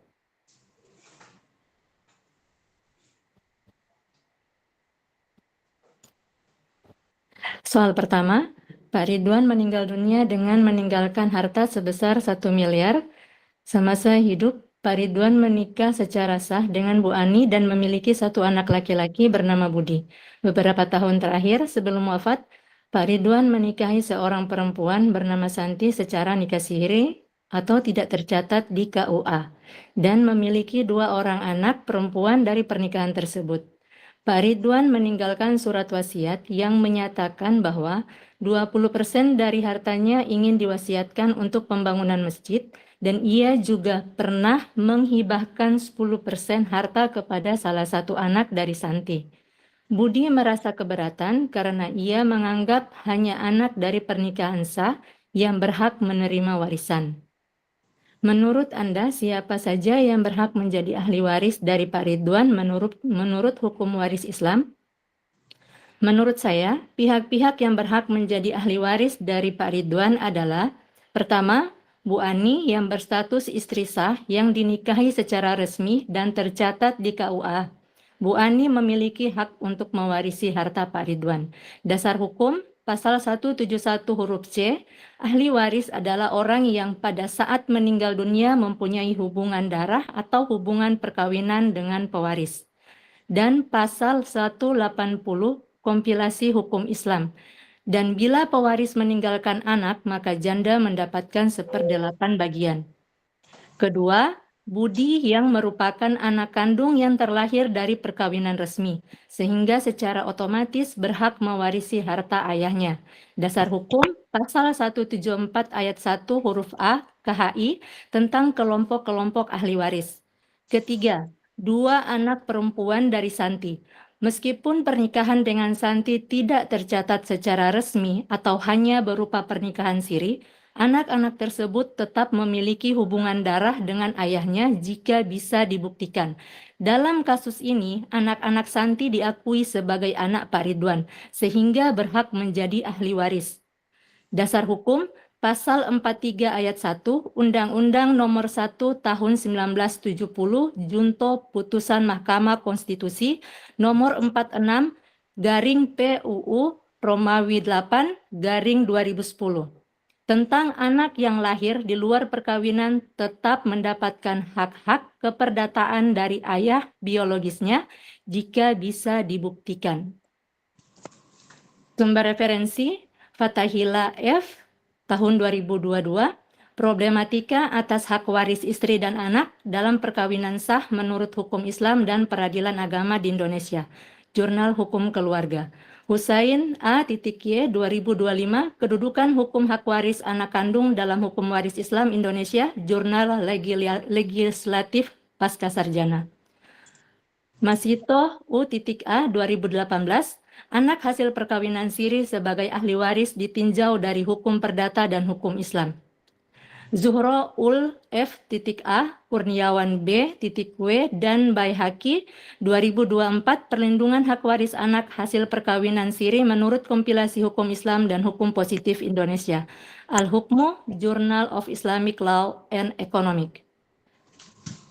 Nomor 2, apakah bagian warisan yang diperoleh oleh masing-masing? Berapakah bagian warisan yang diperoleh oleh masing-masing ahli waris setelah dikurangi wasiat dan hibah? Tunjukkan perhitungannya. Tahap pertama, terlebih dahulu memisahkan harta bersama, yaitu harta gonogini. Dalam perkawinan yang sah, menurut hukum negara, harta yang diperoleh selama menikah dianggap sebagai harta bersama. Dasar hukum pasal 85-97 kompilasi hukum Islam. Karena hanya ada satu istri yang sah, Bu Ani, maka harta yang dianggap harta bersama dibagi dua terlebih dahulu. Total harta Pak Ridwan 1 miliar, diasumsikan seluruhnya merupakan harta bersama. Bagian Bu Ani setengah dari harta bersama. 1/2 kali 1 miliar sama dengan 500 juta ribu rupiah. Harta bersih yang ditinggalkan oleh Pak Ridwan yaitu setengah dari 1 miliar, 500 juta rupiah, 500 juta ribu rupiah. Bagian ini akan dibagikan sebagai warisan. Tahap kedua, pengeluaran untuk wasiat dan hibah. Pertama, untuk wasiat maksimal 1/3 dari harta warisan. Pasal 195 ayat 2 KHI, wasiat hanya diperbolehkan sebanyak-banyaknya 1/3 dari harta warisan kecuali apabila semua ahli waris menyetujui. Maka perhitungannya, 20% dari 500 juta adalah 100 juta. Masih di bawah 1/3, jadi sah. Untuk hibah merujuk pada pernyataan soal. Dan ia juga pernah menghibahkan 10% harta kepada salah satu anak dari Santi, yang artinya hibah diberikan saat Pak Ridwan masih hidup dan sah. Hibah 10% kepada anak Santi diberikan saat orang yang memberi hibah masih hidup dan tetap sah selama memenuhi syarat. Hibah tidak termasuk dalam harta warisan. Jadi harta yang dibagi kepada ahli waris tetap sebesar 500 juta ribu rupiah. Setelah terpisah dari harta bersama, bukan dikurangi hibah. Tahap ketiga, harta yang dibagi setelah dikurangi wasiat. Harta warisan setelah dikurangi wasiat, 500 juta kurang 100 juta ribu rupiah menjadi 400 juta ribu rupiah. Ini adalah harta yang akan dibagi kepada ahli waris. Tahap keempat, menentukan ahli waris yang berhak. Ahli waris harta Pak Ridwan, sesuai dengan soal di nomor 1, Ibu Ani sebagai istri sah, anak Ibu Budi dari anak kandung Ibu Ani dan Pak Ridwan, 2 anak perempuan dari Santi. Tahap kelima, perhitungan warisan. Total harta yang dibagi 400 juta ribu rupiah. Bagian istri sah Bu Ani 1/8 kali 400 juta ribu rupiah sama dengan 50 juta ribu rupiah. Sisa untuk anak-anak atau ashaba. Sisa harta 400 juta dikurangi 50 juta sama dengan 350 juta ribu rupiah. Anak laki-laki mendapat 2 bagian, anak perempuan masing-masing mendapat 1 bagian. Total bagian adalah 4 bagian. Nilai 1 bagian, 350 juta bagi 4 bagian, sama dengan 87 juta 500. Untuk hasil pembagian anak laki-laki, Budi mendapat 2 kali 87.500.000 rupiah. Jadi warisan untuk Budi sebesar 175 juta ribu rupiah. Anak perempuan pertama dari Santi mendapat 1 kali 87.500.000 rupiah menjadi 87.500.000 rupiah. Anak kedua mendapat 87.500.000 rupiah. Jadi bagian warisan yang diperoleh oleh masing-masing ahli waris telah dikurangi wasiat dan hibah adalah Ibu Ani mendapatkan 57 juta, Budi mendapatkan 175 juta, anak perempuan pertama dari Santi mendapatkan 87.500.000, anak perempuan kedua memperoleh bagian warisan sebesar 87.500.000 rupiah. Sumber referensi Akbar RF 2021, pembagian warisan menurut syariat Islam dengan basis sistem pakar automata jurnal sistem dan teknologi informatika. Kurniawan A 2024, perhitungan waris, kajian rumus-rumus dan pembagian ahli waris dalam hukum Islam. STIA Yaptima Makassar Jurnal. Hayati S 2023, pembagian harta warisan berdasarkan metode hukum waris Islam dan kompilasi hukum Islam. Arus Jurnal Sosial dan Humaniora. Rahma A 2024, analisis kapasitas perhitungan tiap ahli waris dalam hukum waris Islam di Indonesia. Teknomedia, Jurnal Teknologi dan Hukum. Soal nomor 3. Dina adalah seorang mu'alaf yang menikah secara sah dengan Rudi, seorang pria non-muslim. Di luar negeri setelah kembali ke Indonesia, mereka sepakat bercerai karena perbedaan prinsip agama yang makin tajam. Perceraian dilakukan melalui jalur pengadilan negeri karena Rudi tidak mau menyelesaikan perkara ke pengadilan agama. Setelah resmi bercerai di pengadilan negeri, Rudi mengajukan permohonan hak perwalian atau wali nikah atas anak perempuan mereka yang kini sudah masuk usia dewasa dan akan menikah. Ia mengajukan permohonan ke pengadilan negeri. Namun, calon suami dari anak tersebut yang beragama Islam tidak menyetujui hal itu. Karena menurutnya, wali harus seorang muslim, ia lalu mengajukan keberatan dan meminta agar hak perwalian ditentukan melalui pengadilan agama.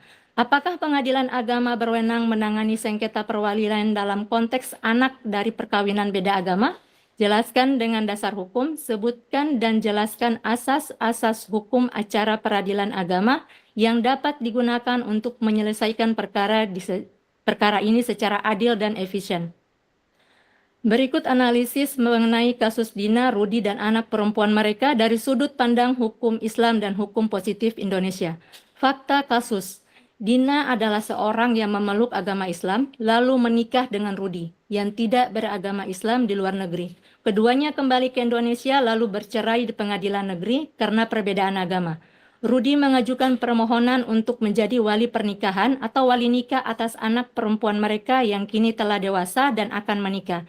Akan tetapi, calon suami anak tersebut adalah seorang muslim dan menolak karena menurutnya wali pernikahan harus beragama Islam dan minta hak wali nikah ditentukan melalui pengadilan agama.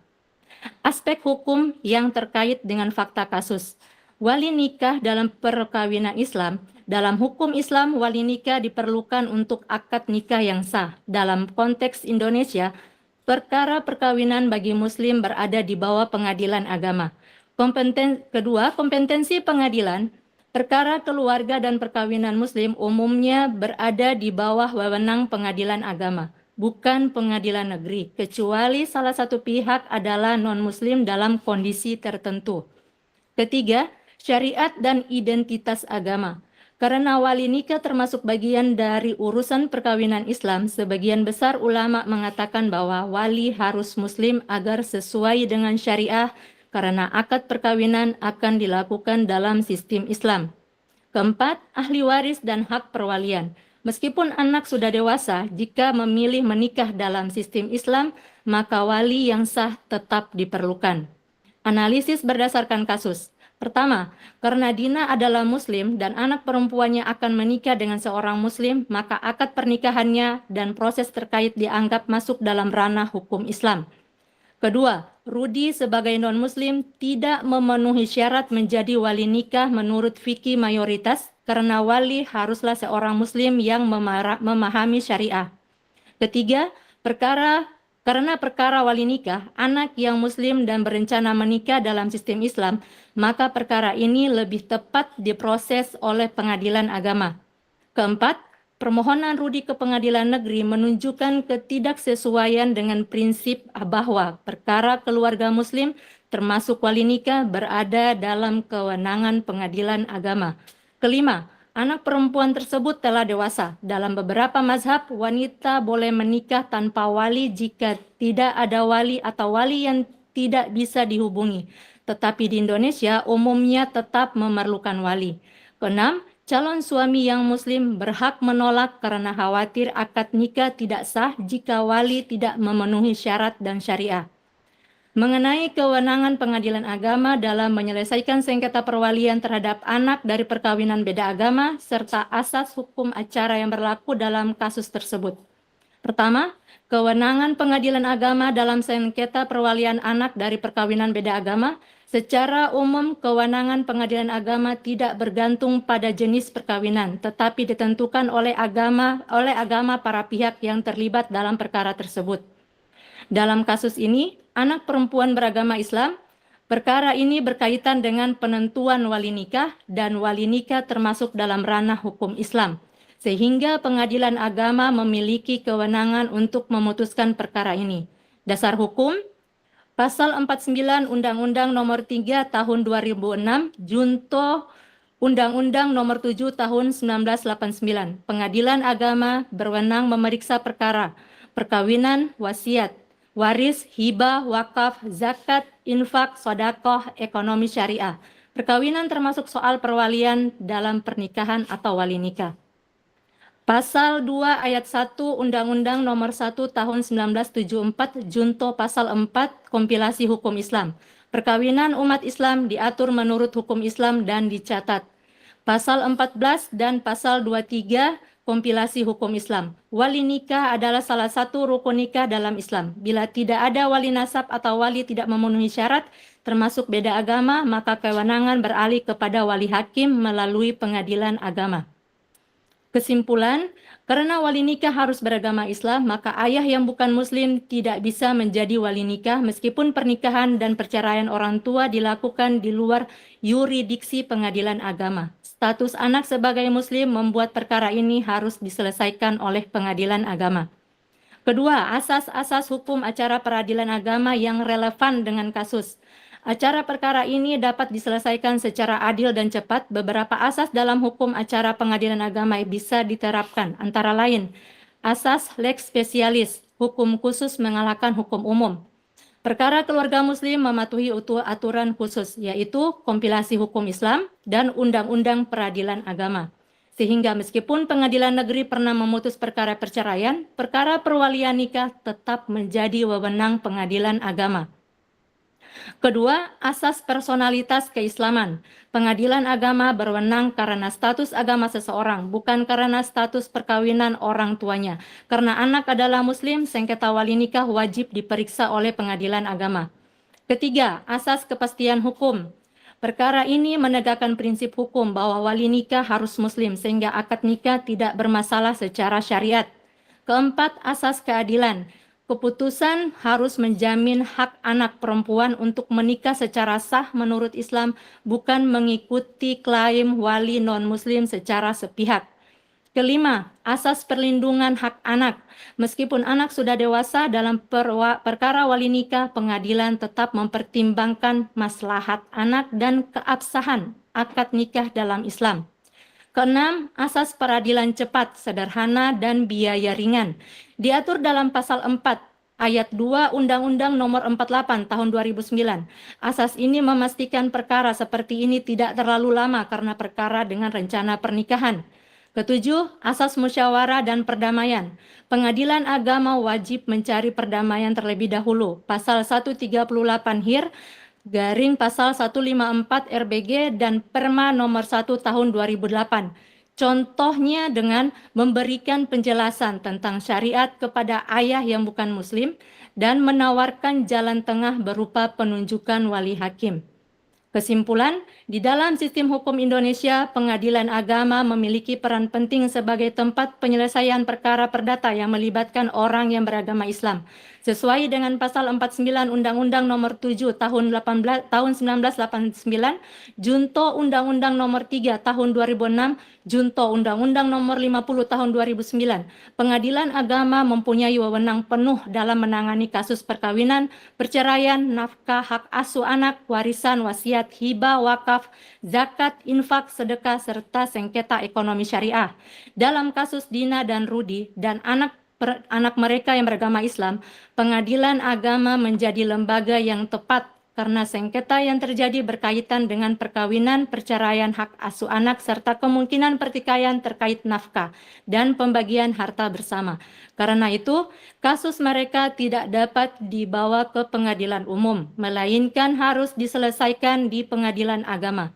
Dalam proses penyelesaian perkara tersebut, pengadilan agama menerapkan beberapa asas hukum acara peradilan agama, yaitu asas lex specialis, asas personalitas keislaman, asas kepastian hukum, asas keadilan, asas perlindungan hak anak, asas peradilan cepat, sederhana, dan biaya ringan, dan asas musyawarah dan perdamaian. Dengan menerapkan wewenang dan asas-asas tersebut, pengadilan agama tidak hanya menjalankan fungsi hukum secara formal, tetapi juga memberikan ruang untuk keadilan yang lebih dalam, yang mempertimbangkan nilai moral, keharmonisan keluarga, serta perlindungan hak anak. Hal ini menunjukkan bahwa penyelesaian kasus Dina dan Rudi melalui pengadilan agama bukan sekedar proses hukum formal, tetapi juga upaya memenuhi keadilan yang sejalan dengan nilai-nilai syariah, sosial, serta kemanusiaan. Referensi Republik Indonesia tahun 1991 Kompilasi Hukum Islam, Instruksi Presiden Nomor 1 tahun 1991 Jakarta Kementerian Agama Republik Indonesia. Mahfud MD 2020 Perlindungan Hukum Terhadap Anak dari Perceraian Beda Agama di Indonesia. Jurnal Hukum dan Kemanusiaan. Hermanto A. Fikri A. dan Hidayat I.N 2020 menyoal tentang perkawinan beda agama dan akibatnya terhadap hak waris di Indonesia. Mutawasit Jurnal Hukum Islam. Putra ARN 2021, analisis kedudukan wali nikah bagi muslimah yang orang tuanya berbeda agama. Repositori Universitas Islam Negeri. Yuniarti S 2029, hak perwalian ayah non-muslim terhadap anaknya yang beragama Islam. Fakultas Hukum Universitas Mataram.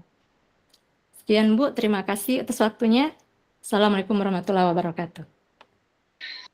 Terima kasih banyak kita ucapkan kepada Ibu Rusmi. Nah, ini apakah selengkap ini juga di dalam tugas Ibu? Nah, ya, karena sudah bagus sekali ini tugasnya sudah lengkap dengan referensi-referensi yang ada gitu. Baik, selanjutnya mungkin terakhir bisa Ibu Selviana ya? Ibu boleh. Ya, boleh. Silakan kepada Ibu Selviana. Assalamualaikum warahmatullahi wabarakatuh. Perkenalkan, saya Selvi dengan NIM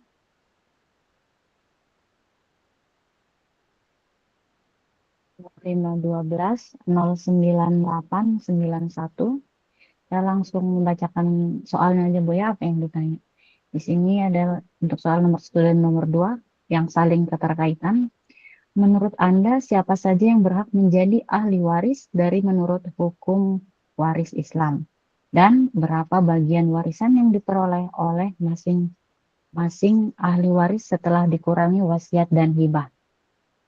Jadi menurut saya di sini yang termasuk ahli waris ya, di luar hibah dan wasiat ini ada Ibu Ani sebagai istri sah, kedua Budi sebagai anak sah dari istri pertama, dan kedua anaknya dengan anak Ibu Santi yang dikasiri. Karena dalam hukum waris Islam, penentuan ahli waris dilakukan dengan memastikan status perkawinan dan nasab.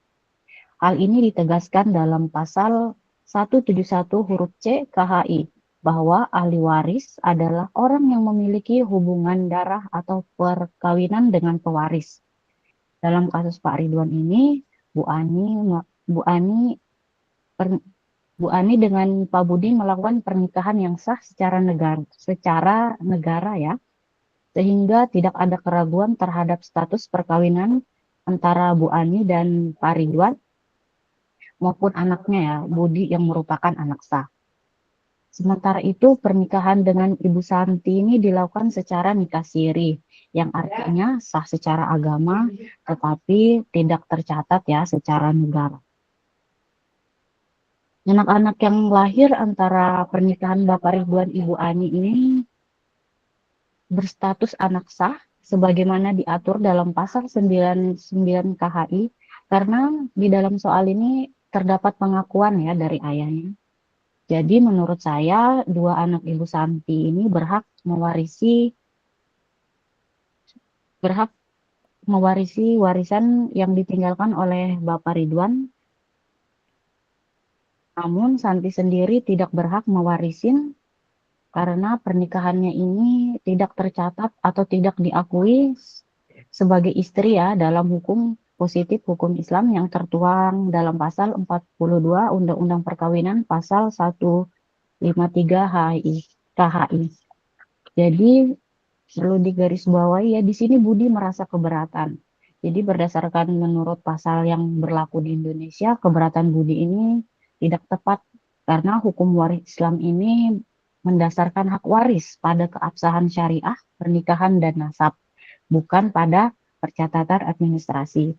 Jadi menurut saya yang berhak sebagai sah menjadi ahli waris Ibu Ani, Budi, dan kedua anak perempuannya yang diakuin oleh ayahnya. Untuk perhitungannya sendiri, karena Ibu Ani ini mendapatkan setelah ahli waris ditetapkan, pembagian harta mengikuti ketentuan Al-Quran Surah An-Nisa ayat 11 dan 12, istri sah memperoleh 1/8 bagian karena pewaris meninggalkan anak. Sisanya akan diberikan kepada anak-anak sebagai ashabah dengan ketentuan anak laki-laki mendapat 2 bagian dari anak perempuan. Pak Ridwan juga di sini disebutkannya dalam uraian meninggalkan wasiat sebesar 20% untuk pembangunan masjid.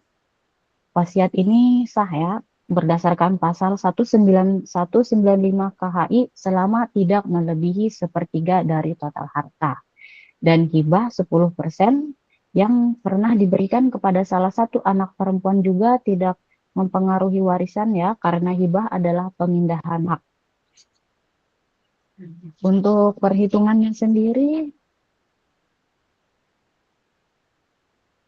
untuk sebelum kita menghitung warisannya, ini harus dikurangin dulu ya antara hibah dan wasiat, sehingga yang benar-benar bisa dibagi menjadi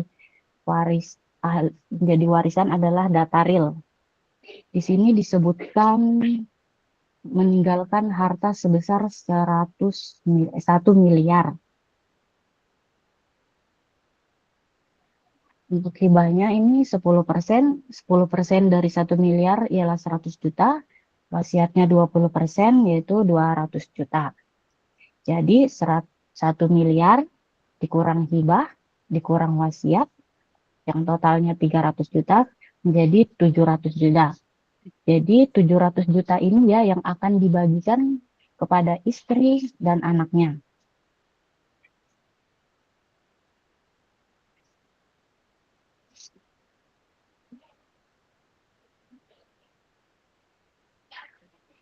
Ibu Ani di sini mendapat 1/8 ya, 1/8 dari 700 juta yaitu 87.500.000 yang berarti 700 juta dikurang 87.500 ialah 612.500.000.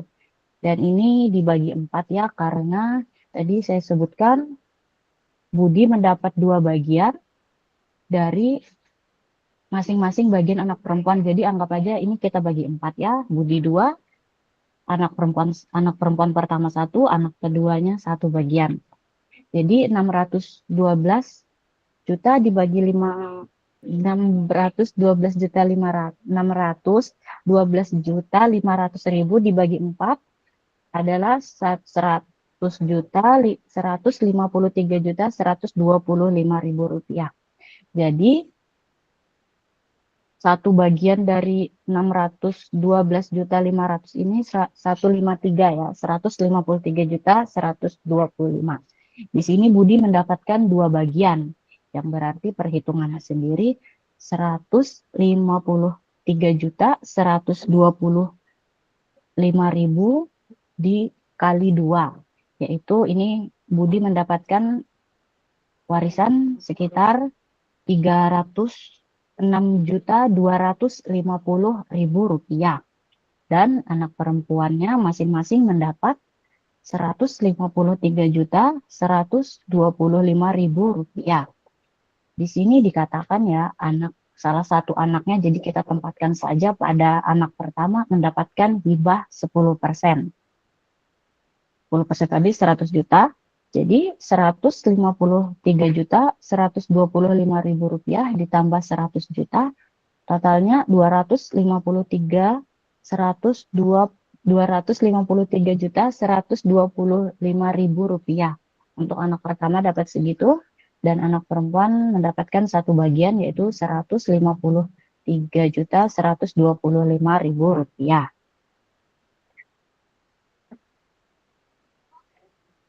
Jadi total yang dibagikan kepada ahli waris berjumlah 700 juta ya, yang terdiri dari 87.500.000 untuk istri sah, 306.250.000 rupiah untuk laki-laki, dan masing-masing untuk kedua anak 153.125.000 rupiah. Jumlah ini sesuai dengan harta yang memang diwariskan setelah dikurangin hibah dan wasiat. Hibah sebesar 100 juta telah dikeluarkan dari total harta, tetapi tetap dicatat sebagai tambahan bagi penerimanya, yaitu anak pertama. Demikian pula wasiat sebesar 200 juta untuk masjid juga telah dipisahkan dari harta wasiat yang dicatat sebagai penerimaan tersendiri. Jadi dengan demikian total keseluruhan pembagian harta sudah termasuk hibah dan wasiat kembali berjumlah 1 miliar sesuai nilai harta peninggalan awal.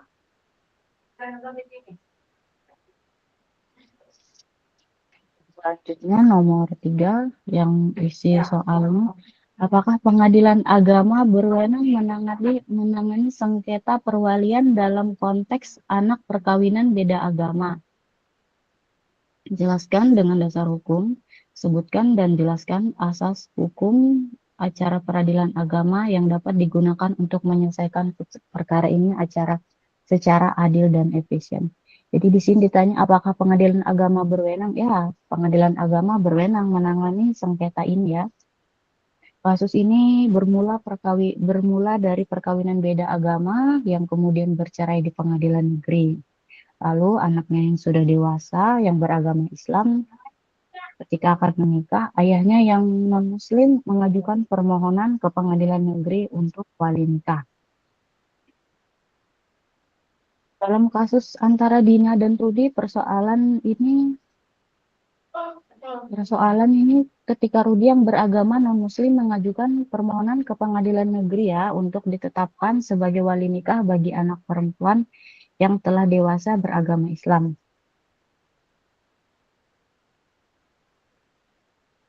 Meskipun perceraian mereka diputus melalui pengadilan negeri karena perkawinan beda agama, tidak dapat diperiksa oleh pengadilan agama. Meskipun perceraian mereka diputus melalui pengadilan negeri karena perkawinan beda agama, tidak dapat diperiksa oleh pengadilan agama. Hal tersebut tidak serta-merta menjadi pengadilan negeri berwenang menangani sengketa terkait wali nikah. Persoalan wali nikah merupakan bagian dari hukum perkawinan Islam, sehingga tunduk pada yurisdiksi pengadilan agama. Hal ini ditegaskan dalam pasal 49 ayat 1 Undang-Undang Nomor 3 Tahun 2006 yang menyatakan bahwa pengadilan agama berwenang memeriksa perkawinan perkawinan, perwalian, dan seluruh urusan keluarga Islam sepanjang subjeknya beragama Islam. Jadi karena di sini anaknya Rudi beragama Islam, jadi pengadilan agama berhak ya.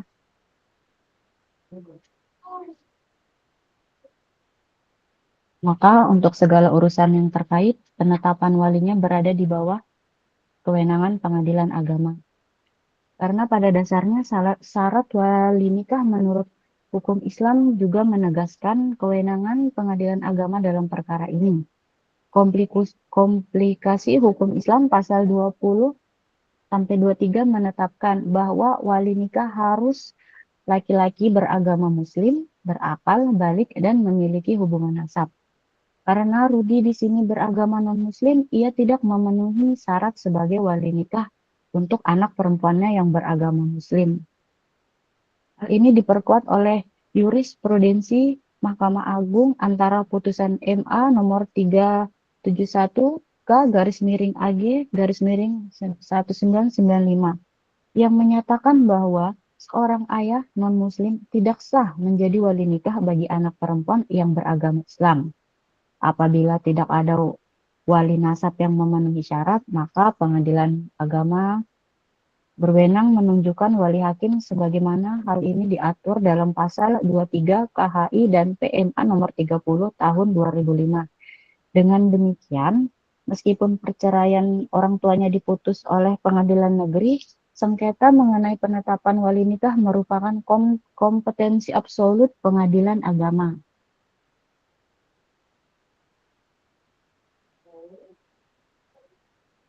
Pada titik ini muncul konflik kewenangan antara pengadilan negeri dan pengadilan agama karena Rudi mengajukan permohonan ke pengadilan negeri, sementara calon suami dari anak tersebut keberatan dan meminta perkara dialihkan ke pengadilan agama. Secara hukum, keberatan calon suami tersebut benar. Pengadilan negeri memang berwenang memeriksa perceraian beda agama berdasarkan pasal 63/66 Undang-Undang Perkawinan, tetapi tidak memiliki kewenangan untuk menetapkan wali nikah dalam hukum Islam. Hal ini sejalan dengan prinsip lex specialis de jurat legi general juga berlaku. Ketentuan khusus mengenai kewenangan pengadilan agama dalam urusan keluarga Islam mengesampingkan kewenangan umum pengadilan negeri. Jadi sengketa ini harus diputus oleh pengadilan agama demi menjaga keabsahan pernikahan anak tersebut sesuai dengan hukum Islam.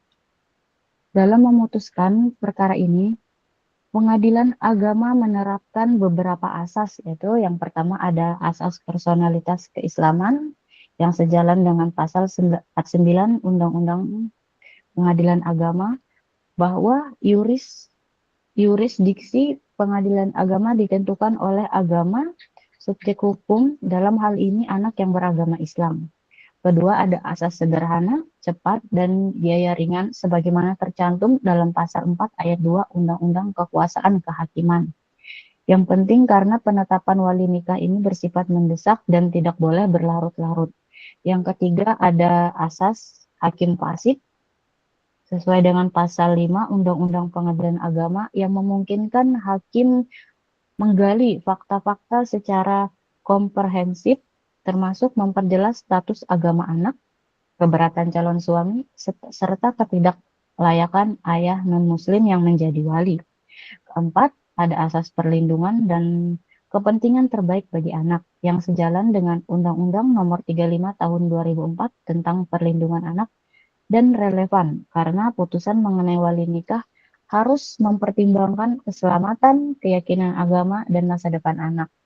Selain itu, perkara keluarga seperti ini dapat diperiksa dengan asas sidang tertutup demi menjaga privasi para pihak. Jadi, melalui dasar hukum yang jelas, praktik jurisprudensi, serta penerapan asas-asas hukum secara peradilan agama memiliki kewenangan penuh untuk menyelesaikan sengketa perwalian ini. Pengadilan agama berhak dan wajib menetapkan bahwa Rudi tidak memenuhi syarat sebagai wali nikah. Apabila tidak ada wali nasab muslim yang lain yang layak, pengadilan agama dapat mengangkat wali hakim. Jadi pernikahan Dina dan Rudi dapat berlangsung secara sah menurut Jadi dengan demikian pernikahan anak Dina dan Rudi dapat berlangsung secara sah menurut syariat Islam sesuai dengan ketentuan perundang-undangan yang berlaku di Indonesia. Sekian yang dapat saya sampaikan, atas segala kekurangannya mohon maaf. Wassalamualaikum warahmatullahi wabarakatuh. Waalaikumsalam warahmatullahi wabarakatuh. Terima kasih banyak Ibu Selviana Putri yang sudah mempresentasikan. Nanti dibantu dengan penambahan referensinya ya Ibu ya. Baik. Saya ada referensinya, tapi tidak saya bacakan, mohon maaf. Ya, nggak apa-apa. Tapi di dalam tugas ada ya Bu? Ada Ibu, ada referensi sudah saya cantumkan. Oke, baik. Terima kasih banyak. Mungkin kita cukupkan dulu Bapak dan Ibu sesi web 3 kita ini. Sepertinya saya lihat nih Bapak Ibu yang aktif itu aja orangnya nih. Mudah-mudahan besok kalau ada mata kuliah berpraktik lainnya, Bapak Ibu yang lain bisa aktif juga dalam kuliah. Saya di tugas 1, 2, dan 3 terakhir ini yang sehingga saya hafal nih nama Bapak Zaki, Ibu Vindi, Bapak Edu, Ibu Rusni, sama Ibu Seviana. Ini hafal saya karena memang 3 kali presentasi pada materi kita ini. Baik, Bapak dan Ibu, mungkin saya cukupkan presentasi kita pada hari ini. Dan ini merupakan presentasi kita yang terakhir. Saya mohon maaf kepada Bapak dan Ibu. Mungkin selama kita berkomunikasi ada salah atau khilaf yang saya lakukan. Mohon dimaafkan. Dan juga saya berharap Bapak dan Ibu nanti mendapatkan nilai yang maksimal. Karena penilaian ini adalah penambahan dari nilai tuton dan nilai dari dosen pengampu itu akan disatukan nanti baru mendapatkan nilainya. Dan insya Allah selama ini saya mungkin memberikan nilai kepada, karena Bapak dan Ibu aktif juga dalam tugas dan diskusi yang memang baik dalam pembuatannya, maka itu sudah sesuai dengan nilai maksimal yang dapat kita berikan gitu ya Bapak dan Ibu. Baik, untuk itu kita tutup presentasi kita pada hari ini dengan membacakan hamdalah. Alhamdulillahirabbil alamin. Jangan lupa mengisi sesi 8 ya Bapak dan Ibu pada kolom diskusinya. Terima kasih banyak. Wabillahi taufik wal hidayah. Atau yang terakhir ini saya mohon untuk diaktifkan dulu videonya biar saya screenshot karena ini nanti akan menjadi laporan di akhir sesi tuton gitu ya Bapak dan Ibu. Nah, ini sini ada Ibu Septi. Ibu Septi di Sumatera Utara ada aman?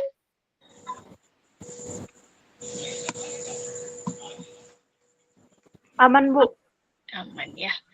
Baik, saya screenshot 1, 2, 3. Buat anak-anak juga.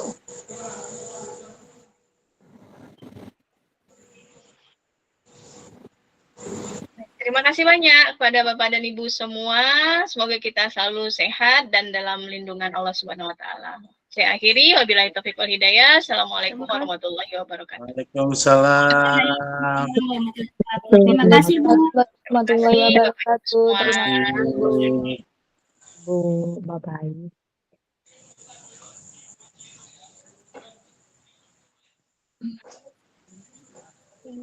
Thank you.